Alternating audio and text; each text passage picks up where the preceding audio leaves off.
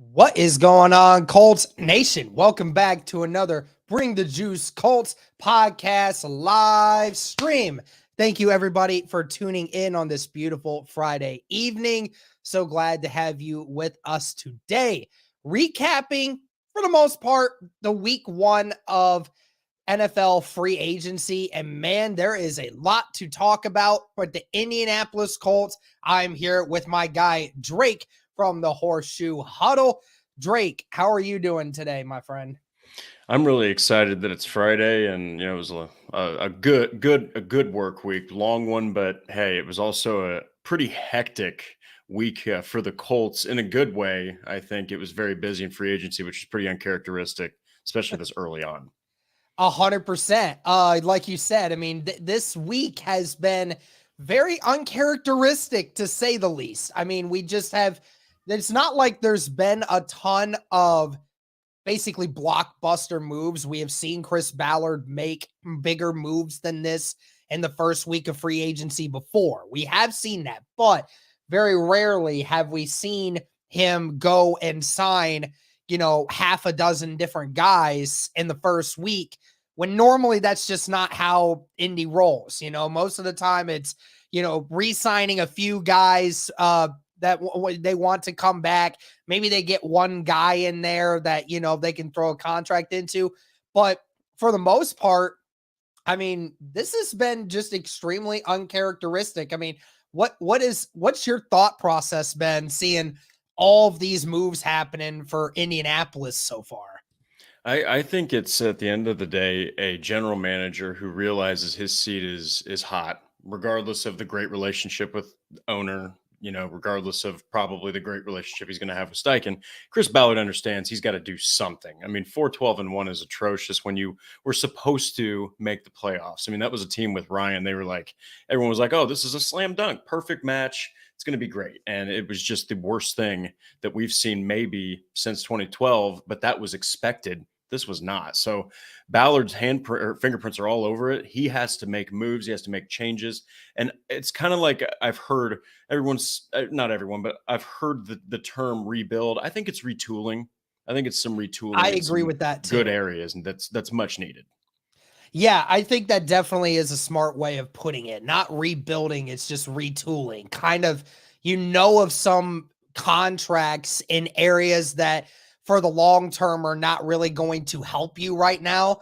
And you need to try to find these other guys that are going to be younger that you can start fresh in those areas. And especially with, we presume where you're going to have a new quarterback coming in. That's just what we're going to talk about. And we'll talk about the quarterback that they did sign later, but talking about, some things that in places that they have basically opened up new opportunity.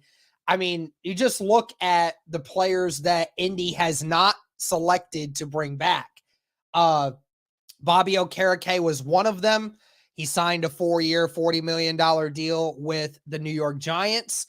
I mean, I don't know about you, but I presumed this was going to happen. I was 95% sure that Bobby Okereke was not coming back at all.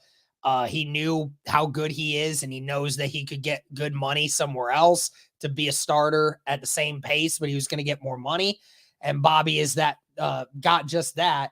And then, of course, when you look at, the other free agent that we haven't signed back and got a new contract was Paris Campbell, who just signed a deal with the Giants, who is getting a 1-year, $4.7 million deal with, I think, with almost $3 million of a guarantee with some extra incentives thrown in there too. What do you make of the guys that Indy has let go? Oh, by the way, Brandon Faison also did go back to the Raiders. I don't think there's a single Colts fan that's sorry that that's happening. But what do you make of the guys that the Colts refuse to bring back? To start with Okereke, it was expected, like you said, he had outperformed what the Colts could pay him. Because trust me, they obviously wanted to keep him. I mean, you always want to keep a talent like that, but at the end of the day, they just couldn't afford him. I will say though, when the Bears brought in Edmonds, I was like, holy cow, there's a chance that Okereke might stay. Then he goes over to the Giants, which I did not expect happening, but I was also kind of surprised. I think it was a 4-year, $40 million deal. Yeah. I was expecting more like 12 to 15 million a year, but Yeah, I was surprised that it was that low. And a lot of people thought that was lowballing from the Indianapolis Colts. Now, I'm going to say this. I'm pretty sure they probably offered him something very similar to mhm. that. But remember what Bobby said when he went to the Giants. He said, "Oh, it's nice to be a part of a team that's on the rise." Uh, Not sure if that was a shot at Indy or not. I'm sure that it probably wasn't, but it is probably the truth. The Giants are on the rise with the roster and the staff that they have. It's clear where they're at. And of course, they were willing to pay him $10 million a year. I mean, surprised nonetheless that he signed somewhere for that amount of money, though, and to the Giants. I'm just like you. I'm pretty surprised at that outcome. Well, and it's with the EJ Speed signing, you're kind of giving him the reins to prove his worth and Mhm. maybe fill in for Okereke. As far as Campbell, that was the one where I was surprised. I was like, if there's a guy they're going to give that contract to, it's Campbell. Probably a year, prove it that you're healthy for a second straight year deal. A lot of different reasons why he wouldn't be signed more than a year, but for him to go to the Giants, it's also like maybe it was the injury concerns. Maybe they were like, look, you've been with us for 4 seasons, but you really only played well last season. And we were 4-12-1, which, like many have said, when you're that bad, expect changes the following year. Like, seriously. I mean, it's gonna happen. So best of luck to him there in New York. If he can stay healthy, that could be a potential, like, I think he may even right now be the number one or number Oh, two I think receiver for he's the Giants. absolutely the number one on that Yeah. defense right now. I mean, he's going to be for the time being. I mean, I have no doubt about it. Bobby Okereke has literally recorded over 100 tackles each of his last 2 seasons, being a full-time starter with Indy. So, no doubt they're getting a really good player there in that Giants system. That's a great signing by them.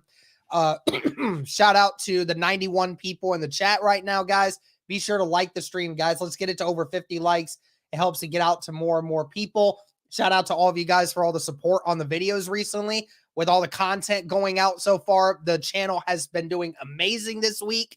Greatly appreciate all the videos and all the support you guys are showing on us. So we greatly appreciate that. And then going to the other one. Listen, man, I know you obviously don't have the same affiliation as I did with this with Paris Campbell. Um, I think there's probably only a few people in all of Colts Nation that can feel the same way that I'm feeling about it. And I think a lot of people are just excluding myself from the fact that I'm a fan, just like everyone else that watches the Colts play football. I'm not one of these guys that wakes up every morning and just covers the sport, but doesn't really have like a personal affiliation with this game. Like, I love this game and I love some of these players that I talk about. I watch film on, I research, I watch all the film, I grow up with some of these players. And, as a Buckeye fan myself, always love it when Ohio State football players come into the league. And even more love it when they're on my professional football team that I enjoy watching. And, having Paris Campbell do what he had to do, and for so many years being dealt the really crappy hand. And then, to end up having this last year where he was the most probably reliable option that the Indianapolis Colts had from the wide receiver room. And the fact that we didn't re-sign him really just angers me and it upsets me because it's just a part of me being a fan. I enjoy watching this guy. I mean, I don't know if anyone understands this, but this was Paris Campbell's first touchdown in an Indianapolis Colts uniform. I got this, had it personally signed by Paris Campbell. I went on a freaking Buckeye cruise, got this thing signed by him, interacted with him, talked with him for a few minutes, getting this thing signed. And there's a lot of emotional attachment to this and a bunch of other things. So, of course, a lot of people just at the end of the day don't really care. But I mean, and you know what? I'm not even going to sit here and say that Paris Campbell is going to be a detriment to the Indianapolis Colts that we didn't sign him. I'm not sitting here saying that. I'm just saying from an emotional level of being a fan of Paris Campbell, this move really sucked that he went on to go to the Giants as well. What do you make of us not re-signing Paris Campbell? Oh, well, and I think that there was. I think when we were talking about Okereke, I think we were confused. Like I don't think we were like understanding each other entirely. I I think you ended like talking about Okereke. I was actually bringing up at Campbell. I think right now with the Giants Mhm. is the number. I mean, Okereke is going to be that number one line or like one of the best linebackers on the team, one of the premier guys. But on the offense, I really think that Campbell is going to be the number two guy at the least. I mean, when Sterling Shepard's fully healthy, you're gonna. I mean, Campbell's going to be relied upon to get into that offense and to make some big plays. As far as what he meant to the Colts, I do think it. I was expecting that to be a signing. I was not shocked about Okereke. I was kind of shocked about Campbell because I just figured it was a slam dunk. It's like, hey, you want a guy who's coming off of a fully healthy season to be in the slot. He understands the room. He understands the building. He's going to be a good fit for a rookie and a reliable one too. So to see him go, it's a little bit. It does suck, but you're going to have to replace him somehow, and I just don't know if Ashton Doolin is ready yet to do that. Yeah, I mean, obviously we understand why Ashton Doolin got re-signed because not only of his ability to, potentially play wide receiver, but because of, he's the gunner, right? He's your ace on the special teams. That's just kind of how it is, right? You want to keep those kinds of guys around. Oh So yeah, of course that makes a lot of sense. But now, I mean, and it's a topic for another part of this live stream, and that's going to be another piece that the Indianapolis Colts need to have figured out. I mean, you now have only legitimately 3 wide receivers on this roster now. A few guys here and there that are practice squad guys, but that's not good enough. So you got to figure that out. But now that we can kind of go back here, so first couple moves that Indianapolis started free agency with, we might as well start with that. Re-signing Tyquan Lewis a few days before free agency started. So that was obviously a great depth piece. I'm glad that they were able to get a cheap deal for Tyquan. We know how much Ballard loves Tyquan Lewis and what he's been able to do.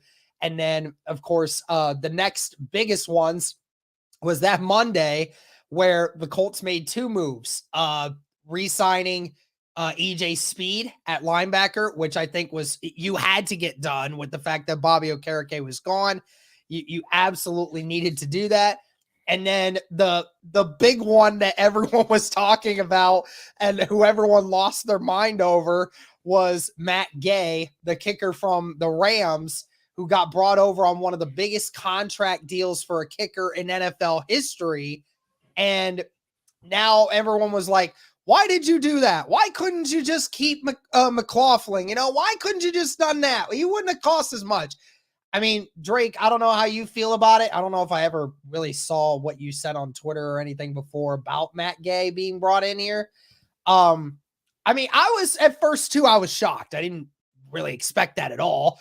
But I would say this, Matt Gay over the last few seasons has definitely been a little bit more consistent than Chase McLaughlin. He provides a lot more of opportunities for you in the special teams game. So I think that it was a good signing, all intents and purposes. I don't even care about the money. Just at the end of the day, I need a reliable kicker that every time I go up and I see this, I can't, I don't want to sit there and be like, oh my God, is he going to make it? He does usually make. He makes over 90% of his kicks as of recently. So what was your thoughts on Matt Gay being brought over? my thoughts were you have the latter half of Vinatieri's career where he was falling apart. Then you have Rodrigo Blankenship, who was about as unreliable past 40 yards, 45 yards as anyone could be. Couldn't kick in the clutch. And then you get Chase McLaughlin, who had actually this is his longest season he's played in the NFL in his career, if I'm not mistaken. He bounced around the league from team to team, being that spot fill-in guy if your kicker was hurt or your punter was hurt, and he would kick off, whatever. So I loved Chase McLaughlin. I really thought that he earned a contract, but look, Matt Gay is 101 for 115 in field goals. He's 17 for 23 from 50 plus. You don't want to be thinking about your kicker. You don't want to have to worry about your kicker. Like that's something you just want to be like, okay, kicker's going out there. We've got a 95% shot of making this. You're going to get that with Matt Gay, and they're basically saying we'll pay whatever we need to within limits. Um, to get the best kicker you can find and not have to worry about this for years to come. Yeah, and I mean, honestly, from all that things considered, I think Chase McLaughlin at the end of the day, I mean, you would have had to probably pay that guy over around $4 million dollars or so a year anyways. Yep. So, I mean, truly, in all honesty, how bad is it really? I mean, is it really that bad of a decision to know you're going to get a consistently good kicker in here? I mean, it's really not that terrible. Yeah. So there was that. Um, and then the next couple moves that you made, you brought in a couple different guys. I mean, they brought in Samson Ebukam, and then they re-signed Ashton Doolin. Talk about Taven Bryan that they brought in the next day after. So obviously defensive end and defensive tackle depth, great now. Indianapolis almost has it completely figured out now with re-signing Tyquan Lewis, who can play both, Ebukam, who can play the edge, and you have Brian, who can now play defensive tackle as well. Feels to me, I mean, it definitely looked obvious, Drake, that they were trying to fix this defensive line depth as quickly as they could. Well, and when you talk about Ebicom, he's on a 3-year deal, so they really are putting a lot of faith in him.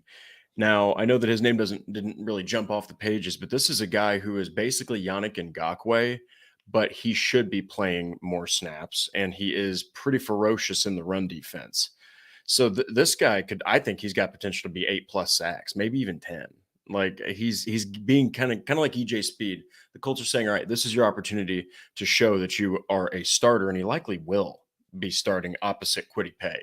So he's still 28. He's been in the league though since 2017.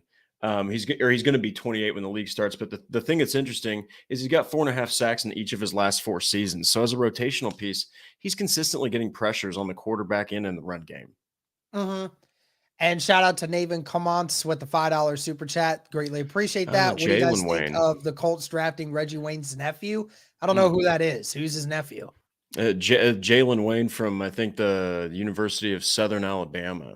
Big Hmm. physical wide receiver, I think. I'm sure Yeah. Reggie will probably have a 2-set on that. I'm sure. Yeah. But Saddle Up actually had him on, and he seems like he'd be a pretty good fit in the Colts offense, honestly. all right. Well, I greatly appreciate the $5 super chat. Thank you very much. Shout out to the 120 people in here right now, guys. Be sure to like the stream.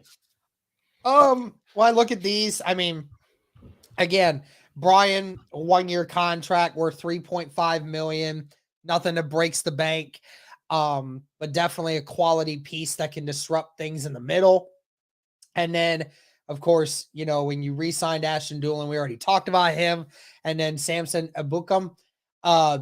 I know a lot of people were talking about, again, the sack numbers were not great, but I mean, he actually got more consistent pressure on the quarterback over the last 2 seasons than Yannick Ngakoue has, which is crazy because that's what we raved about with Yannick Ngakoue when he got signed here, was that ability not always to get sacks, but to be consistently in the quarterback's face.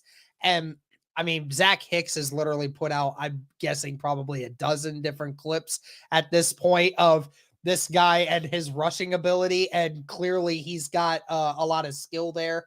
And I don't know if you saw earlier when the local media guys were talking to him about, you know, why did he choose Indy? He came out right out and said it. It was the money. It was mainly the money. I mean, like, I'm trying to take care of my family. Like, I know a lot of people say up front, that doesn't sound like a great thing to say, but I mean, you know, the family's involved. He says, I want to take care of my family, and Indy gave me the best opportunity to do that. I mean, I guess that doesn't, that's not necessarily a bad situation, is it? No, and you're talking about a guy who had more pressures on the quarterback than Yannick Ngakoue, and he probably had like three-fourths to half of the snap count. So, I mean, this is a dude who is he's a living, breathing motor on the end, and he can consistently get that kind of pressure. That's exactly what the Colts need because it's very, very essential to have depth at defensive end. So I wouldn't be surprised if you also see him draft one of these athletic defensive ends as well and really bolster that group. Yeah, I mean, I like it. I really think that the Colts really did a fantastic job with building it up.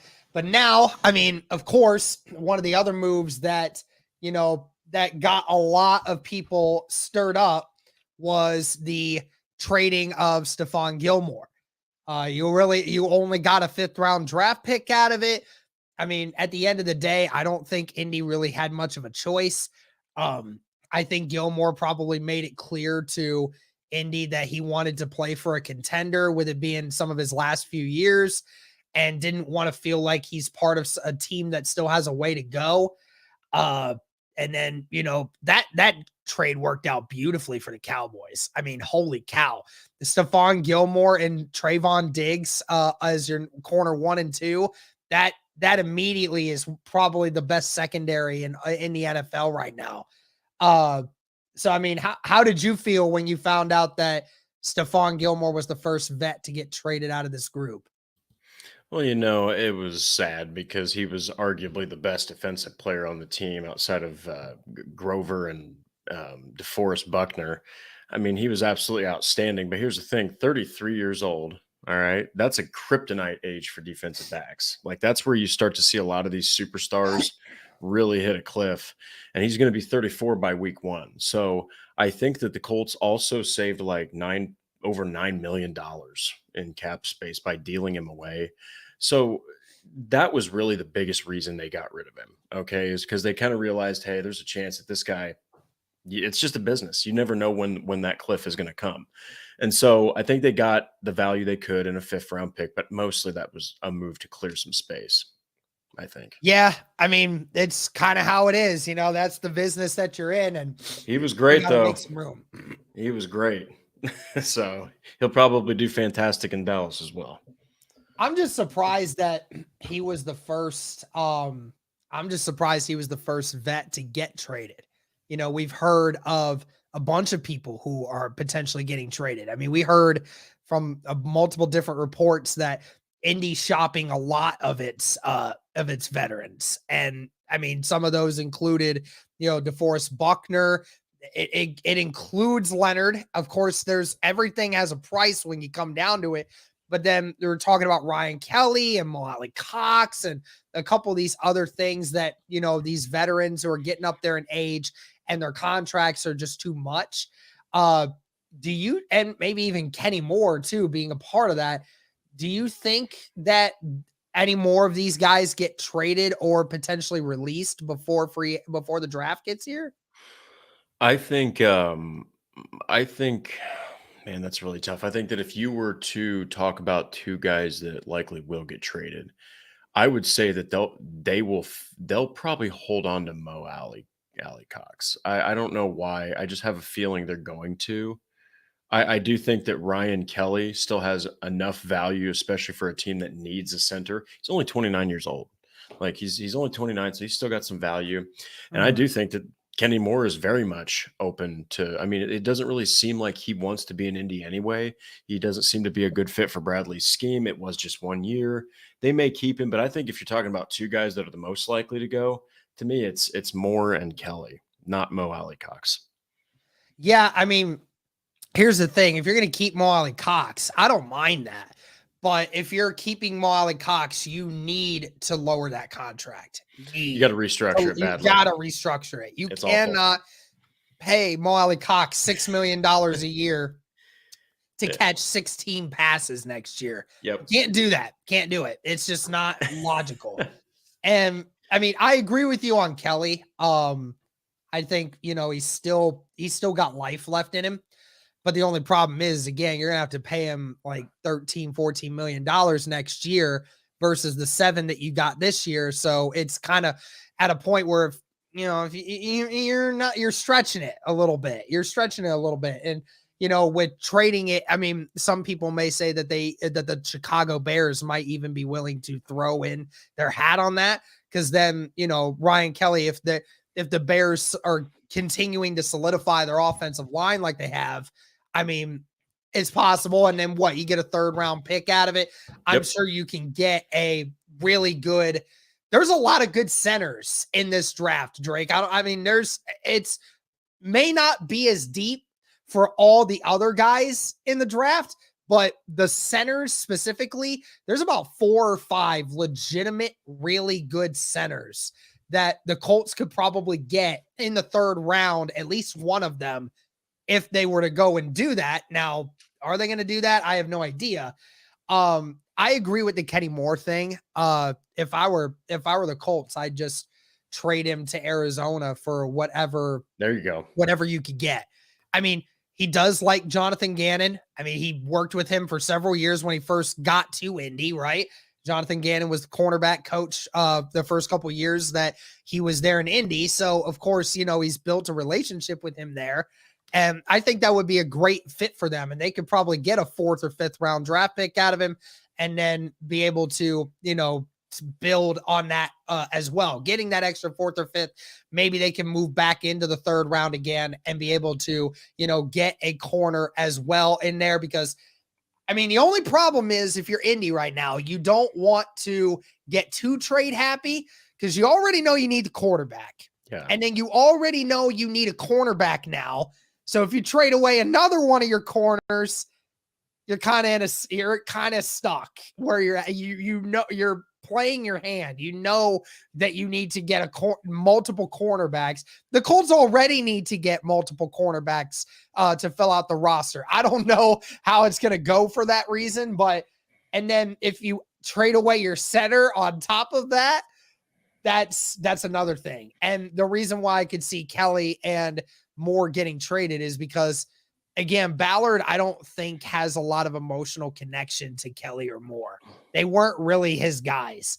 He did bring Moore in, but I mean, at the same time, he's different than a lot of the other corners that he's had to deal with. And that's just kind of how it is. But is there any other Colts free agents that are still remaining on the board that you think that they need to try to bring back?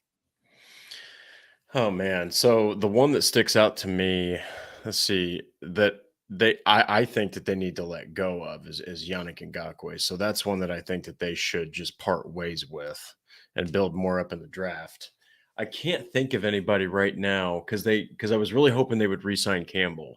I'm not gonna lie. Yeah. So the fact that that one slipped through, I expected Okereke to go. Um, oh man, that's a tough one.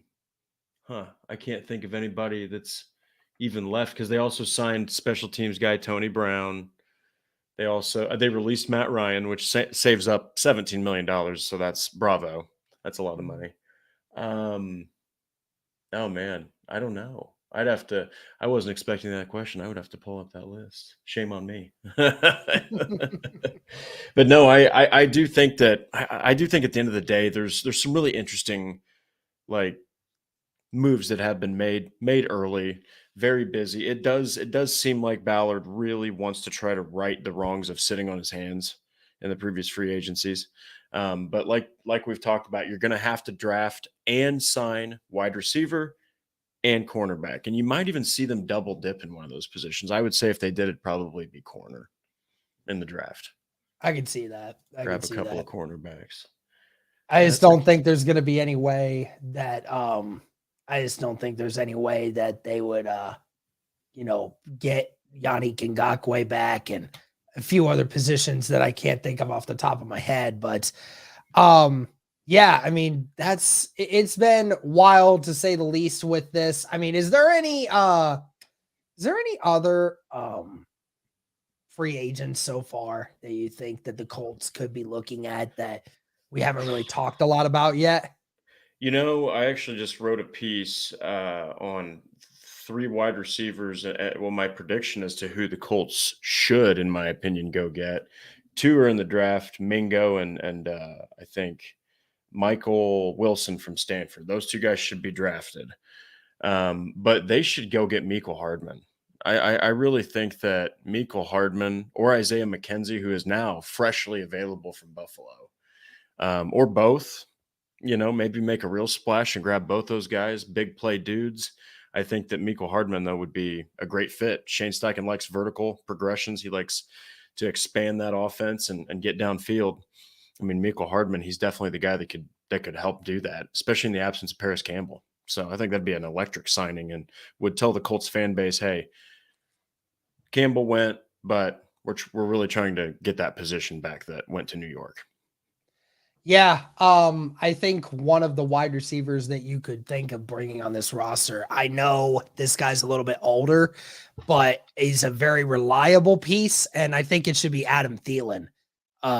He's older, Okay. but you could probably get him in here for a little bit cheaper than you would for another guy. And again, over the last, I mean, he's a guy that continuously balls out, even with a number one clearly being ahead of him. I mean, Justin Jefferson, is way better than Thielen, but Thielen still brings in, around 1,000 yards every single season.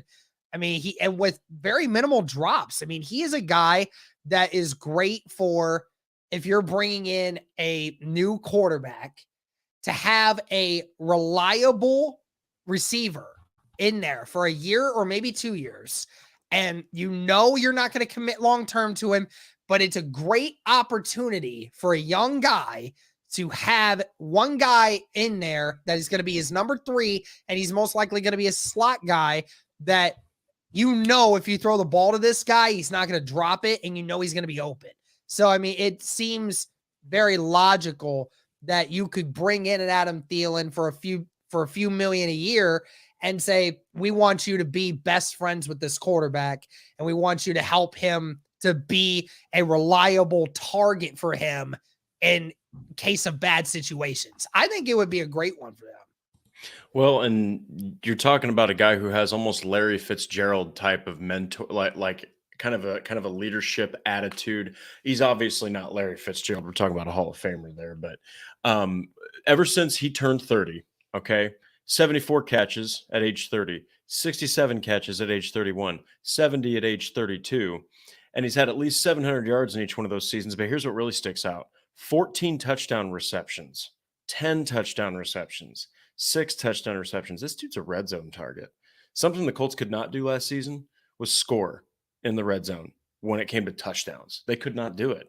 So I think that you got a guy like Pierce, Pittman, and Thielen, who, by the way, is 6'2", 200 pounds. He's that Ballard type of mold. That would be a great signing. I really think that you could even plop that dude in the slot and really have him give linebackers fits because he's too quick for him, and defensive backs fits because he's just too large to defend in the slot. So that'd be an interesting signing. I also like DJ Shark, he obviously would be cheaper, more of a kind of an outside receiver, but that's another guy to keep. I think everyone should keep their eye on him. But boy, Adam Thielen, I like that signing because I don't think he would be as expensive as people assume. Kind of like you said. Yeah, I mean, it just makes a lot of logical sense to me. It's all about whatever quarterback you bring in. It's all about Yes. trying to give that quarterback a safety blanket. It's just about having somebody there that really would help to be a true bona fide number one, or at least a safety blanket for him that they know they can go to. In regards to any other free agents, I would say this. The guard from Philly, I think that Isaac Suamalo needs to be at the number one top of Indy's bucket list right now. I don't know how much it's going to cost them because he is 29. He is getting up there in age, but he was a starter for the Eagles and obviously a part of Shane Steichen's system. Just makes a lot of sense that you would bring this guy in and know that if he stays healthy, you're going to get him for another 5 years and help with the depth that you have. Well, and again, last year they trusted Matt Pryor at left tackle and they trusted Danny Pinter at right guard. Danny Pinter, who was, by the way, a center. You'd think, oh, you're just going from center to right guard. complete disaster. I mean, both those guys were by PFF standards the worst graded linemen on the team, and it's because they just could not block anything. And you assumed those guys were good. So number one, don't be surprised if the Colts maybe sign a cheaper left tackle or sign or draft in the later rounds a left tackle to push Raymond or excuse me Ryman, and then if you do sign Isaac Samalo, you're pushing Will Fries. So whoever starts in the right guard is going to be the legitimate starter because you got a guy who kind of got buried behind guys like Lane Johnson there in Philly. That was a dominant offensive line. And Samalo's name kind of it falls back a little bit in those other illustrious names. The guy can block, and he would be a serious addition to the Colts. I'm all on board for that kind of a signing for sure. Yeah, I mean, you certainly hope that he's a guy that they'll have looking for him. I mean, I don't know what they're going to do with it going forward. I mean, we've seen him be aggressive so far. I wonder how long that's going to continue to be that way. But at this point, I don't know. I don't know who else the Indianapolis Colts will go with. I mean, they have some other options, for like cornerbacks and whatnot. Sean Murphy Bunting. Sign him. It's like 25. Rocky That'd be great. Still out there, I mean, there you go. Bring him back, bring back the squad. Nothing wrong with that. I mean, Shaquille Griffin's out there, but I'm not sure they're going to want to spend that kind of money on Shaquille Griffin. If you went with Rocky Yassin, you could probably get him for a lot cheaper and then still get a corner in the draft and be able to feel good about where you're at. But I don't know. I mean, there's a lot of free agents that the Indianapolis Colts could still be looking at.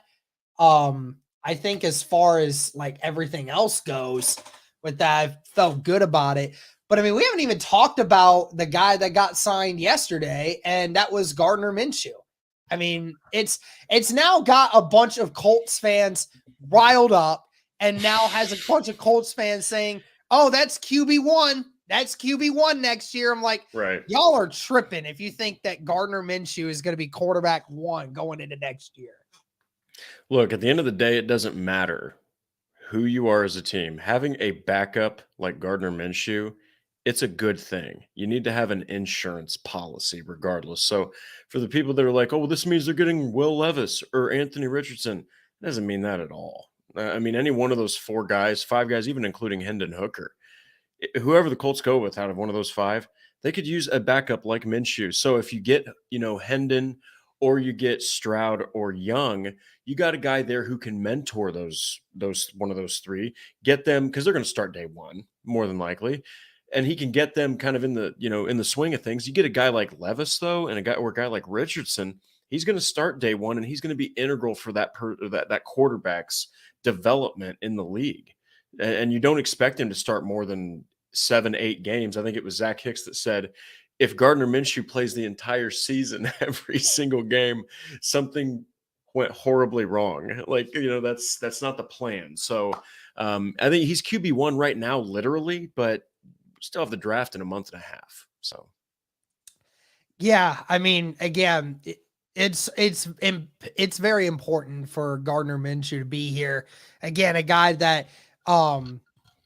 that's been a part of Shane Steichen's system. He feels confident in his abilities going forward. A great mentor for, the young quarterback that you're going to have, which is always an important thing to have in the locker room. And especially if, like you said, if something bad were to happen, then all things considered, it's a great thing for it. But I think that's going to do it for this one. We've kind of talked about everything. We talked about the trades. We talked about who we brought back and who we want to bring back still, and guys that we might be still looking at. Of course, the end of this week coming up, and who knows, maybe there's something else that happens in the next 24 hours that still is part of week 1. But hey, listen, I'm loving what I've seen so far. From what I've seen from this team, and I must say I love the depth pieces that they've added to this group. Now you just have to go and make that big splash, and Who knows if that's going to happen in free agency at all, but it's going to have to be that way for the draft one way or the other. How you feeling about this first week, man? I was kind of going into it like every other Colts fan, like, all right, well, this is just going to be typical Ballard. I'm telling you, this is just screaming that this is a GM that understands three things. Number one is that this is a team that was not good. They just weren't good. It doesn't matter. I don't think who you have back there at quarterback. They're probably not making the playoffs. Like seriously, especially with all that stuff that happened. So number one, this team wasn't good. You have to build young. So they're starting to get more draft capital. I think they have 9 draft picks. So Ballard is tooling up to get young talent in there. I think number 2 is he's understanding that his job is on the line, and he's not been a guy who's gone after free agents this quickly, this aggressively, and it's a different Chris Ballard than people are used to seeing. I also think number 3 is that he's willing to part ways with people that he just doesn't feel are, continuations of the organization. And Paris Campbell, unfortunately, was one of those. Like I said, Okereke, everyone figured he was going to go, but it was a little more shocking to see Campbell go. But hey, I think that I'd rate it like a B, maybe even a B plus. He's filling depth pieces where they're needed, potentially getting starters like Ebicom, who could be really high upside guys. And, you're getting a great insurance policy in Gardner Minshew. Now it's time to just get a depth piece at left tackle and make sure that either Will Fries or whoever you sign at right guard can start. Yep, absolutely. All right, well, that's going to do it for this one, guys. Thank you all so much for tuning in on this live stream, us breaking down the first week and first wave of free agency. It's been a lot going down. Be sure to go check out Drake and all the guys over there on Horseshoe Huddle. Make sure to go and check out all the rest of our videos that we put up this week if you haven't already. Thank you guys so much again for all the support. And as always, guys, go Colts.